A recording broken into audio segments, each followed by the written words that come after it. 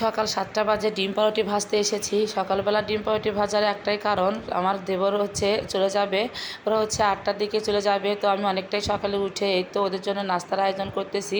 ওদেরকে বলেছিলাম ভাত খাওয়ার জন্য, কিন্তু ওরা আগেই বলে দিয়েছে এত সকাল সকাল ভাত খাবে না, ওদের জন্য হালকা পাতলা কিছু নাস্তা হলে চলবে। তো যাই হোক, ওরা বলতেছিল যে যা হয় সেটাই করে দাও।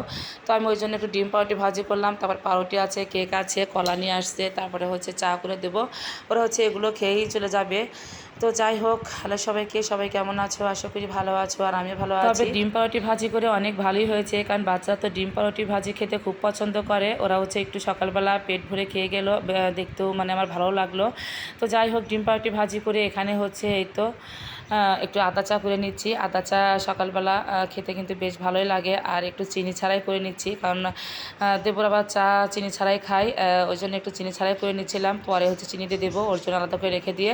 আর এখানে এই তো কলা, পাউরুটি, কেক নিয়ে আসছে। এদিকে আমি একটু তাড়াহুড়া করতেছিলাম যাতে করে ওরা খেয়ে যেতে পারে, কারণ ওরাও অনেক তাড়াহুড়া করতেছে, যেহেতু গাড়ি এসে বসে আছে। তো যাই হোক, আমি আমার মতো করে কাজ করতেছিলাম, আর এই তো অনেক সুন্দর করে চাটা বানিয়ে নিচ্ছিলাম। আর চাটা একটু ঝাঁঝালো হয়েছিল, কারণ আদার পরিমাণ একটু বেশি দিয়েছিলাম। আদাটা যেহেতু থেতো করে দিয়েছি, তাই ঝাঁঝালো হয়েছিল। তবে সকালবেলা এরকম ঝাঁঝালো চা খেলে কিন্তু কণ্ঠস্বরটা অনেক ভালো থাকে। তো যাই হোক, এখানে যাকে খেতে দিয়ে দিয়েছি, দেবর তো একটু বাইরে গেছে একটা দরকারে।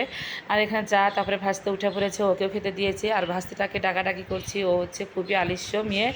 তো যাই হোক, এখানে যে ব্যাগ ট্যাগ সবই রাখা হয়েছে, এখন সবাই রেডি হয়ে অলরেডি বেরিয়ে পড়েছে। তো এখানে ওরা অনেক কিছুই ওদেরকে দেওয়া হয়েছে, আর ওদের কাপড় চোপড়ের ব্যাগ তো সব কিছুই নিয়ে যাওয়া হচ্ছে, গাড়িতে তোলা হবে।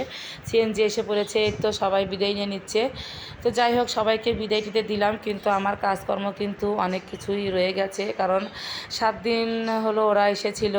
বাড়ি ঘরের যা অবস্থা, 7 দিন শুধু রান্নাবান্নার মধ্যে ডুবেছিলাম। বাইরের কাজকর্ম, ঘর দোয়ের কাজকর্ম কোনোটাই করতে পারিনি, কারণ একা হাতে সব কিছু সামলাতে একদম হিমশিম খেয়ে যাচ্ছিলাম। তো ঘরগুলো আগে ভালো করে ঝাড়ু দিয়ে পরিষ্কার করে নিচ্ছিলাম, মুছে নিচ্ছিলাম, কারণ একদমই ধুলো ধুলো হয়ে গেছে। তো ঘরগুলো মুছে নিয়ে তারপরে আমি অনেকগুলো কাপড় চোপড় বের হয়েছিল, বিছানাপত্র যেহেতু ওরা ছিল, তো সেগুলো একটু ধুয়ে দিচ্ছিলাম। কেমন জানি লোকজন চলে গেলে সেই বিছানাপত্র আমার রাখতে ইচ্ছে করে না, যাই না কার কাছে কেমন, আমার কাছে এমনটাই মনে হয়। তো সবগুলো একদম ধুয়ে পরিষ্কার করে দিয়ে ছাদে মিলে দিয়ে তারপরে রান্নাবান্না করতে চলে গেছি।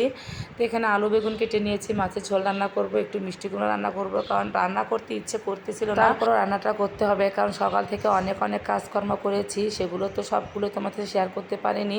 যতটুকু পেরেছি ততটুকু শেয়ার করি। আসলে একা হাতে কাজ করা আবার ভিডিও করা অনেকটাই প্যারা হয়ে যায়। তো এই তো রান্না করতে চলে এসেছি। রান্না করতে আসতেও কিন্তু প্রায় বেলা 1টা বেজে গেছে। আমার প্রায় প্রতিদিন 1টার মধ্যে রান্না হয়ে যায়, আর আজকে 1টার সময় রান্না করতে এসেছি।